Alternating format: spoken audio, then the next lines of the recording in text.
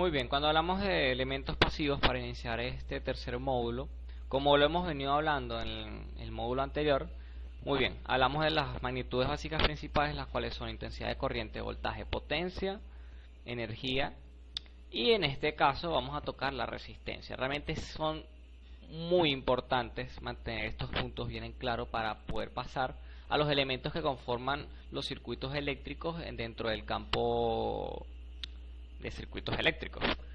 Entonces comencemos este módulo haciendo referencia a que todos estos elementos pasivos activos son los que mayormente generan, o mejor dicho, se encuentran presentes de manera física dentro de un circuito eléctrico. No son fenómenos, son realmente, no, la palabra no sería dispositivos, son elementos que producen algún tipo de, en este caso, resistencia al paso de estas magnitudes, o también pueden generar, disculpen, algún tipo de reacción distinta dependiendo de este tipo de elementos. Muy bien, sin más preámbulo, vamos a iniciar este nuevo módulo. Muy bien, cuando hablamos primeramente de elementos activos, hablamos de aquellos tipos de elementos que generan, vamos a decirlo un concepto más básico, generan las magnitudes que fueron nombradas en el módulo anterior. Cuando hablamos de fuentes de voltaje y de corriente, son aquellos que proporcionan energía eléctrica al circuito, son aquellos que alimentan el circuito. Realmente es muy importante hacer énfasis en esto, ya que cuando analizamos un circuito y vemos que no posee ningún tipo de generador, diremos, bueno, entonces ¿cómo se produce una corriente donde no se encuentra un circuito?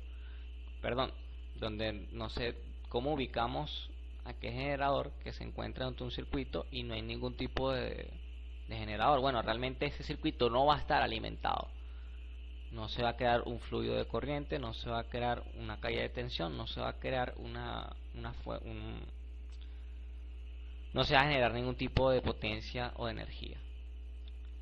Es importante tener esto en claro debido a que existen muchos problemas el cual se los va a venir presentando dependiendo de que esté dirigido esto a la resolución de un circuito, a la resolución de algún problema, donde vamos a tener que resolver algún tipo de lo que se esté pidiendo, de utilizar las magnitudes. Y si vemos que este circuito no posee ninguno de estos elementos, realmente va a ser muy sencilla la resolución, porque,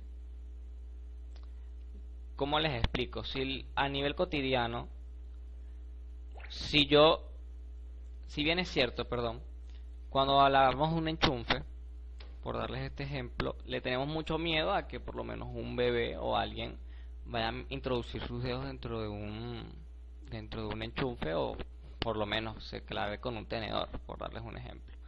Pero ¿y si los breques están abajo? Veamos entonces este tipo, la salida de un circuito es el enchufe y los breques son el generador. Si un breque, que es el que genera esta energía, se encuentra apagado y un bebé mete un tenedor en un enchufe, realmente no le va a suceder nada porque no estás alimentando a la casa. Veámoslo de esa noción. Muy bien, habiendo entendido eso, podemos decir que la clasificación de estas fuentes se ven de manera independiente o dependiente. Cuando hablamos de una fuente dependiente, hablamos de que depende directamente a otro elemento del circuito. Obviamente este elemento tiene que generar, ceder o absorber algún tipo de propiedad, en este caso alguna magnitud, para que ésta dependa de la fuente.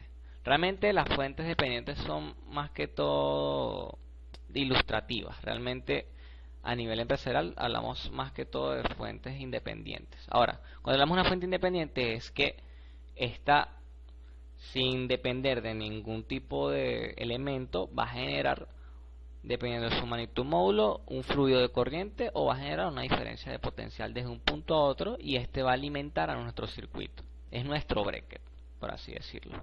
La diferencia de una fuente de voltaje, obviamente la denominamos que es aquella fuente que proporciona diferencia de potencial y bueno, genera en este sentido, dependiendo de la conexión, un tipo de corriente. Una fuente de corriente en su caso contrario es aquella que genera una fuerza de electrones que van dirigidos desde el punto, en este caso si la flecha va hacia arriba, genera la dirección en la cual va a ser fluida esa corriente. Y bueno, si la flecha se encuentra hacia abajo va a ser en el sentido contrario, y eso va a dirigir la orientación de las cargas eléctricas de este fluido. Y obviamente por el paso de la resistencia va a quedar una diferencia de potencial. Muy bien, pasemos a la siguiente lámina. En los elementos pasivos esto es realmente todo lo contrario, lo hablaba en la lámina anterior. Cuando hablamos de un elemento pasivo, hablamos de una resistencia, un tipo de elemento que absorbe, en este caso es energía, y se opone al paso de la corriente. Realmente ese es el concepto de resistencia, es aquel elemento que se opone o se resiste al paso de la corriente. Como lo podemos ver en la imagen de resistencia, se ve se indica una intensidad de corriente que se va a dirigir hacia abajo, en el cual pasa la resistencia, y está denominada desde el punto positivo al punto negativo. Si la corriente pasa del lado derecho, el signo positivo estará más y el signo negativo estará más, y esto va relacionado directamente a la caída de tensión, que es el voltaje que existe dentro de esa resistencia. Cuando hablamos de voltaje U con respecto a T, hablamos de una resistencia que está siendo multiplicada por una corriente en función del tiempo. Es decir, el voltaje va a ser igual a la resistencia por la intensidad de corriente. Muy bien. Entonces, ya con esa noción básica podemos distinguir una resistencia. Realmente, a nivel de material físico, las resistencias se distinguen por resistencias de potencia, resistencias de calor, resistencias de batiaje, resistencias comerciales, resistencias de circuitos. Existen muchos tipos de resistencias. Realmente, si lo vemos desde un punto de vista cotidiano, los materiales, realmente todos los materiales, hasta las personas, somos identificadas como resistencias, porque nos oponemos a un paso de la corriente que, a pesar de que no esté presente a gran escala, nos mantenemos en oposición a eso.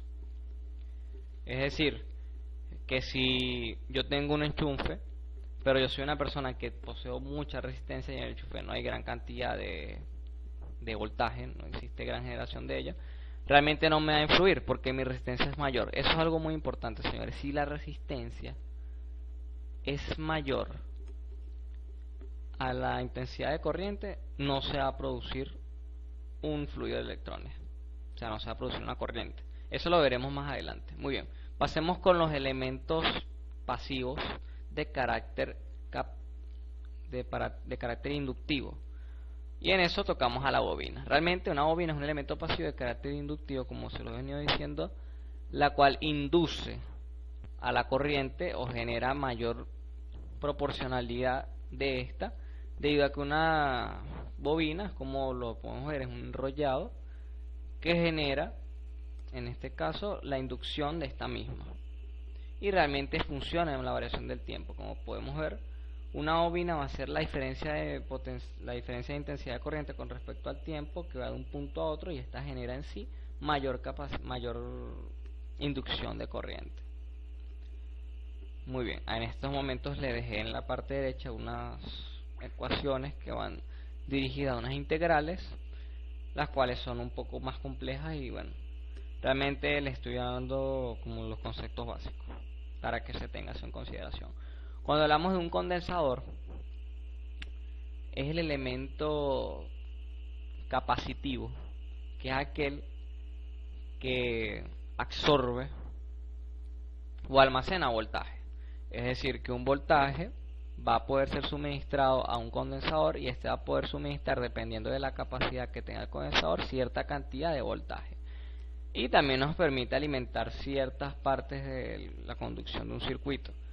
Como podemos ver, un voltaje T de un punto de vista T de 0, es decir, de un tiempo puntual, va a ser igual a la sumatoria de el inverso del condensador entre la integral definida desde un punto T hasta el punto T0, de un punto 1 hasta el punto 2, por una corriente. Es decir, en pocas palabras, si por un condensador surge una corriente realmente esta no va a ser influenciada, debido a que para un condensador en un régimen transitorio, un condensador actúa como un conductor por el cual pasa una corriente y realmente no es influida. Sin embargo, para el voltaje, esta se va a venir se va a ver suministrado para que se genere una gran diferencia potencial sin ser influenciado por la corriente. O sea, dentro de un condensador va a existir gran cantidad, dependiendo de la capacidad del condensador, de voltaje generado, y esta no va a ser afectado por la corriente.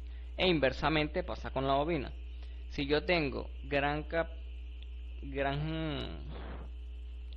generación de inducción y obviamente el voltaje no es un elemento por el cual fluye un circuito, realmente no se ve afectado realmente la bobina por ningún voltaje, al igual que un condensador no se ve afectado por ninguna corriente.